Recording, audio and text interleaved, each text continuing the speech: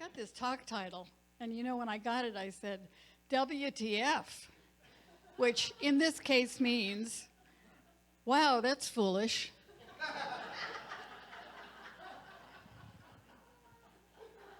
Because rest, researchers say rest makes us more productive.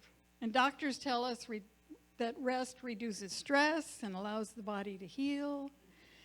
And artists tell us that rest allows us to connect to our inner creativity and problem-solving capacities. So rest is absolutely necessary because we happen to be in a physical body, and that body needs rest. Now, that doesn't always mean sleep. Sleep is a very important component, but it means resting from working on the problem. It means taking a break. It means going fishing. It means going sailing. It means going for a walk in the woods. It means having dinner with the family. It means hanging out with friends. It means allowing us to shift from the busyness to the tranquility, to the serenity of life that is absolutely present if we remember to tune into it. So rest brings us balance, and it recharges us for the next period of activity. Today is the Vernal Equinox, so spring is happening. The day and the night are equal today, although on my phone it said there's a couple of minutes difference, but it is in favor of being lighter in terms of the sunset. So anyway, but it's the vernal equinox. So nature demonstrates balance all the time. I mean, all of the plants are resting in the winter. Some lose their leaves, they lose their flowers, they die back, and then the sun comes forth, and they are ready for activity again. So I know pretty soon my car will be covered with yellow pollen from the pine tree outside my house. So, it's part of that cycle of life. And so the Bible tells us that God took 6 days to create the world, and then he rested, right? So that was a great gift of Judaism to the world, the Sabbath. Now, if we were Orthodox Jews, on the Sabbath, which is like Friday night to Saturday night, we would go to temple in the morning on Saturday. We would not turn on any lights. We would not turn on any electronics of any kind, no TV, no radio, no phone, no nothing. We would not cook. We would have cooked the day before to get ready to eat something that we didn't have to cook. We wouldn't turn on a light or light a candle. We wouldn't do any of those things because it's the time for rest, the time to be with family, have a meal with the family, go for a walk, maybe play a game, but just to be remembering the gift of life and the gift of creation. So I remember when I was growing up in San Francisco in the 50s, stores were closed on Sundays. You did not go shopping on Sunday. You did not even go grocery shopping on Sunday. Stores were closed. So you went to church, you came home, maybe you watched golf on television. And actually, it was a little too early for golf, but there was probably a lot of church on television. And we just, hang out, have a big family dinner, and that was Sunday. Now, we have really ramped things up since then. But our bodies must have rest. I was listening to NPR, which is one of my favorite things. I happen to do that almost every day. And they were telling a story about something called the Race Across America. This is a bicycle race, 3,000 miles from the West Coast to the East Coast. And unlike the Tour de France, which takes 3 weeks to go 2,500 miles, the Tour de France takes breaks. Well, not the Race Across America. They bicycle 24 hours a day. Maybe they take 1 hour to sleep. They're going over mountains, they're going through deserts, they're going through all of these weather events. They just keep going, and by the time they get to Kansas, they're hallucinating because their bodies have not rested. The guy from France thought that the trees were trying to attack him, and another guy got into a fight with a mailbox. So we need rest. We need to let our bodies renew. You know, I have a Fitbit, and I wear it to bed, and then it gives me a little report on my sleep, which tells me, you know, how much deep sleep and REM sleep. They say these are the two most important things to have. Deep sleep is where your body heals itself. Unfortunately, I don't get a lot of that, but anyway, it varies. So you get REM is where you're dreaming. But those are things that really help to refresh your body and your brain. I went to a presentation yesterday about, super aging, and they talked about the importance of sleep. So we need to take time to sleep. Take a time for a nap. You know, if you feel tired, take a nap. It's okay. It's okay.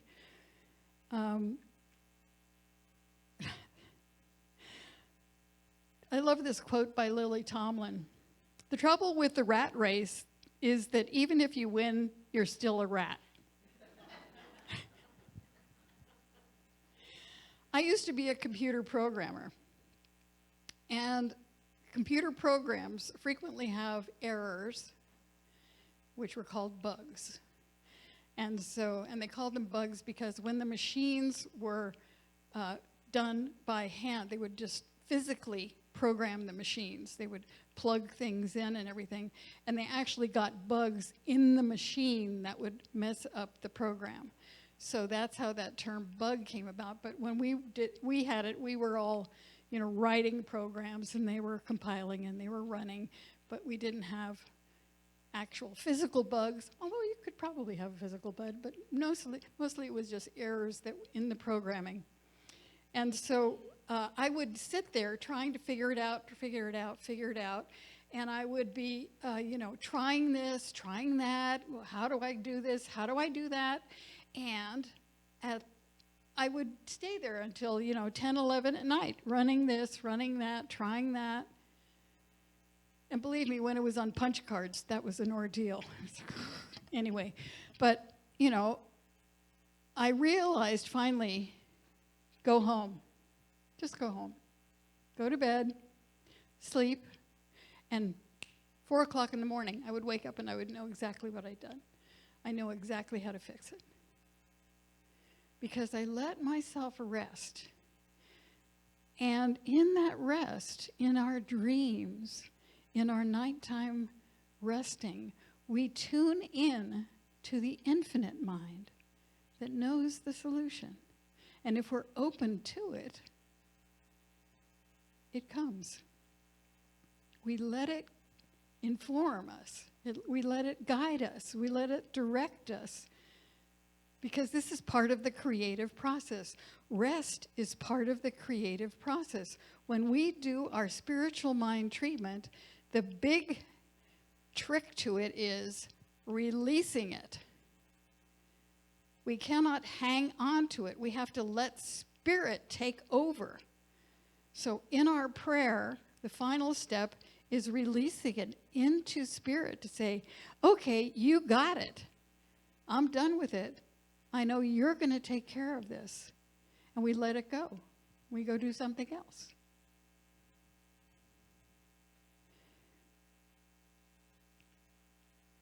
Dr. Don Spencer is an educator promoting project-based learning, which is creative in schools. He's teaching teachers creativity, and he says, rest is not a luxury you earn when you're finished with creative work. It is a discipline you cultivate to make you more creative. It is a discipline you cultivate to make you more creative. And then we also have, be still and know that I am God. That is a wonderful quote from Psalms. And our daily meditation practice allows us to rest in the presence of Spirit, to open ourselves to inspiration. Now, you might think, okay, meditation, I have to sit in a certain way, I have to hold my hands a certain way, I have to light a candle, I have to have incense, blah, blah. No. Meditation can be so many different things. It can be just taking a walk and noticing, being present to the trees, to the flowers, to the birds, to the Spirit, being mindful. Being present to life is a meditation practice. Maybe walking your dog is a meditation practice. Maybe painting is a meditation practice. Maybe playing an instrument is a meditation practice. Maybe reading something inspiring is a meditation practice.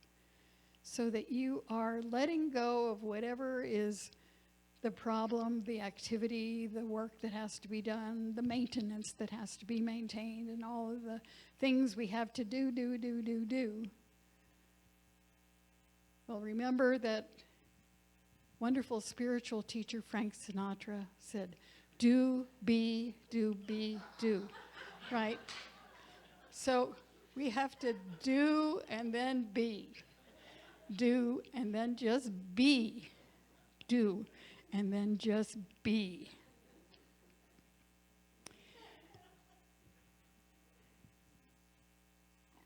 In the Declaration of Principles for the Science of Mind, it says, we believe in the direct revelation of truth through our intuitive and spiritual nature, and that anyone may become a revealer of truth who lives in close contact with the indwelling God. Anyone may become a revealer of truth who lives in concert with the indwelling God. And so how do we do that? We have to spend that time in rest, in meditation, in moving ourselves away from the left rational brain into the right creative brain. So we have to stop trying to figure out the problem. Let it go and let the problem let us know what the answer is. What is ours to do? Now the thing is, a lot of us resist things like meditation because we're afraid of what we might encounter there. We might be afraid that, what am I going to find out about myself? Am I really worthy? Am I afraid of being alone?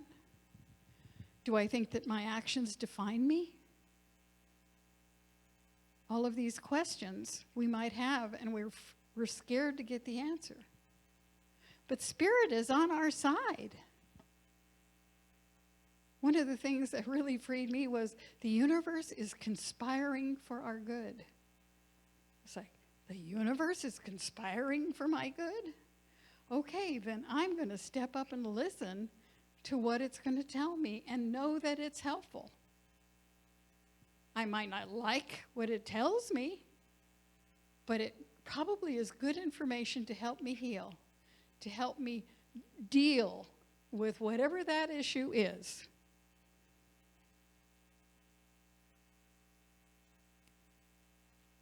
Holmes says, the quickest and most effective method to get rid of fear is to get quiet and lift up the whole thought in confidence and faith to something bigger than we are. It's like going from a cold, dark room into the sunshine and sitting there, letting the rays of the sun penetrate the whole being with warmth and color until the darkness and dampness are gone. So it is with the life of prayer and faith, of affirmative meditation, and of communion with that divine spirit, which is closer than our very breath. So we can experience the sun even in the depths of winter, even in the depths of the lack of light or the fear of the world conditions and all of that stuff. We have to remember that we get still and remember the soul. Remember the harmony. Remember the wholeness. I was reading, there's a wonderful book called Sabbath by Wayne Muller, who was a Methodist minister. And he talks about the walking as a spiritual practice. But he said, the story is told of a South American tribe that went on a long march day after day, when all of a sudden they would stop walking, sit down to rest for a while, and then make camp for a couple of days before going any farther. They explained that they needed the time to rest so that their soul could catch up with them.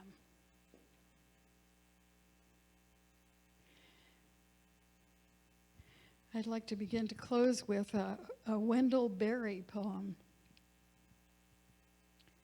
When despair for the world grows in me, and I wake in the night at the least sound in fear of what my life and my children's lives may be, I go and lie down where the wood drake rests in his beauty on the water, and the great heron feeds. I come into the peace of wild things, who do not tax their lives with forethought of grief. I come into the presence of still water, and I feel above me the day-blind stars waiting with their light. For a time I rest in the grace of the world and am free. I rest in the grace of the world and I'm free. So we take this again into prayer, knowing that infinite grace, that infinite love, that infinite intelligence, that infinite life is present right here, right now. And that we are all surrounded by it, imbued with it, living in it. And that it is our comforter, our guide, our place of belonging, our place of rest, our place of wholeness, our place of healing. And we allow it to do its work in and through and as us. And so I give thanks for the gifts of the Spirit that are flowing to us and through us right here and right now, as I release my word knowing it is done. And we affirm this together as we say, and so it is.